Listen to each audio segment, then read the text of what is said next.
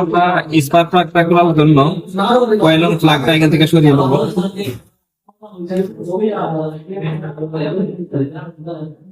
এই যে এটা হলো কয়েলন প্লাগ, এটাকে আমরা এইভাবে বডিতে রেখে আমরা সেট করতে পারি নাকি, যখন ইঞ্জিনটা স্টার্ট অবস্থা থাকবে তখন।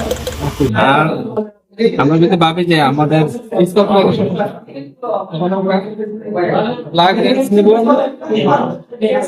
প্লাগ রেঞ্জ নিয়ে আমরা এবার রাখবো। আর দেন রেচেট, এটা রেচেটটা দিব এদিকে খুলে নাকি।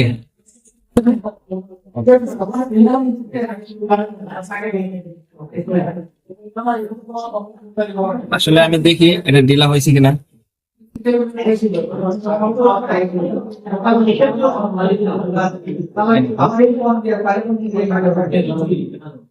হাতে এখন হাতে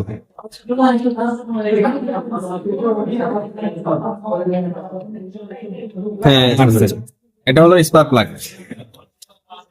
এটা খুলে দেন আমরা চেক করবো যে আসলে এটা ঠিক আছে। স্পার্ক প্লাগ কিভাবে চেক করে চ্যানেলে ভিডিও রাখা আছে, চেক ইট আউট। মিটার দিয়ে এটা আমরা চেক করবো যে এটা ঠিক আছে কিনা, রেজিস্ট্যান্স আছে কিনা। এখন মনে করেন যে আবার আমাকে এটা এখানে সেট করতে হবে বা লাগাইতে হবে, তখন আমি কি বলবো, এটা এভাবে দিয়ে তারপরে দেন আমাকে এটা সামান্য টাইট দিতে হবে। একবারে বেশিও না একবার অল্প না, তাই এটা বেশি দিলেও সমস্যা, একবার কম দিলেও সমস্যা। দেন আমাকে এভাবে রেচেটটা দিয়ে আবার নহন করে এক জিনিস হ্যাঁ